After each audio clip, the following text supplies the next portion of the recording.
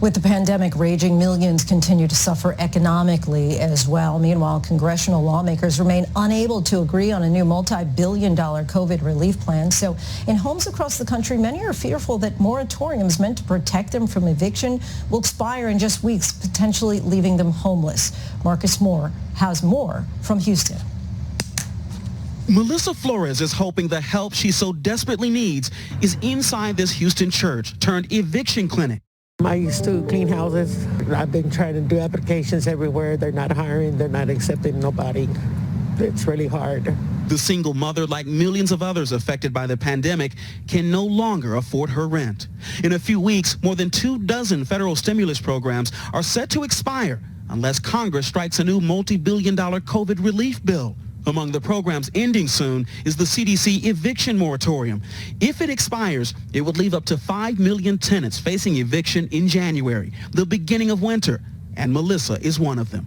Nearly 16,000 filing for eviction in Houston since the spring. In September, Harris County's Precinct One turned to GoFundMe instead of the federal government and raised $250,000 for an evictions assistance program that provides free legal guidance to landlords and tenants. Part of my job, and it's the worst part of my job, but I have to do it, is to evict people. And when I saw this starting to happen, I said, we've got to be part of a solution. We've got to bring people a solution.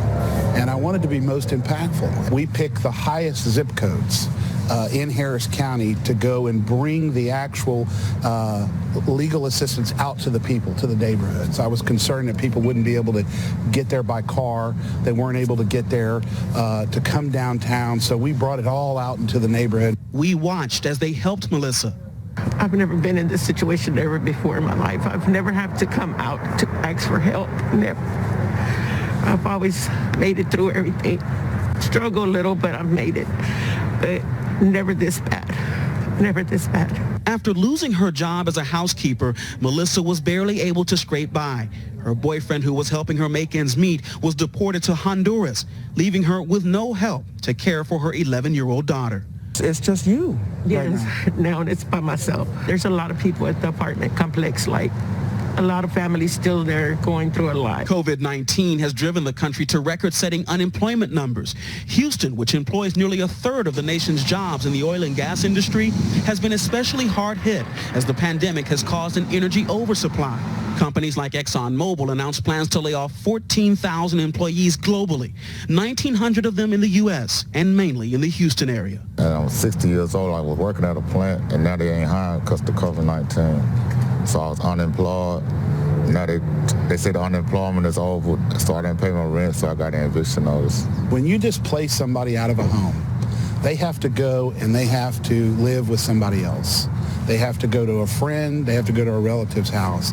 And you're confining more and more people together in a confined space, which of course is going to allow the virus to potentially spread. And so the more and more people that are confined in a home, the more and more people that are forced to be with one another, raises the chance that the virus can spread. If I get sick as old as I am, I don't know if I'm going to live. I'm scared of death. David Butler, a former taxi driver, attended a clinic in October. Although he invoked the moratorium, he is fearful of what he will do after it expires. It's just before all of this happened, I was in a townhouse, and I had to climb stairs. And due to my health issue, my cardiologist recommended that I let the townhouse go because the stairs was playing a very important part in me running in and out of the hospital. It really impacted your health. Right, and so he recommended that I find a flat. Due to his health issues, he was unable to work after he moved and is now 6 months behind on rent. We have to be fair to the landlords as well from this because they have mortgage payments to pay. They have property taxes to pay. They have insurance to pay. They have repairs to make. So it's a big problem, and it's a problem that impacts the renters and the landlords as well. We have witnessed scenes like this play out across the country. Housing advocate Caleb Cossack in Pennsylvania is also working to combat the national housing crisis. $5,000 to try to pay off the bill. One of the biggest issues of the CDC order is the clause that states it only covers cases of non-payment of rent. So landlords can say that the lease is expired, the lease is being terminated, there was some violation of the lease.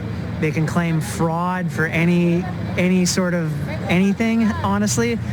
And when they do that, they can then sue for possession. According to the global advisory firm Stout, Rissius and Ross, at the moratorium's end, more than $30 billion in back rent will be due. Some estimates are much higher than that. The thing that I'm most worried about, by far, is at the end of this pandemic. The money doesn't stop accruing. So rent is still accruing every month. So at the end of this pandemic, many of these people are going to owe their landlord tens of thousands of dollars. And where are they coming up with that money? For Melissa, the clinic was able to get her the help she needed to delay her eviction. A weight lifted from her shoulders for now. But this is a very temporary solution. While what lies in the days ahead is unknown, she is relying on her faith. She awaits what is to come. And do you know what you will do come January? Only God knows. I don't know. To be honest with you, I wouldn't know. I just got to wait until that day gets here. Marcus Moore, ABC News, Houston. So difficult to see those stories playing out. Our thanks to Marcus for that.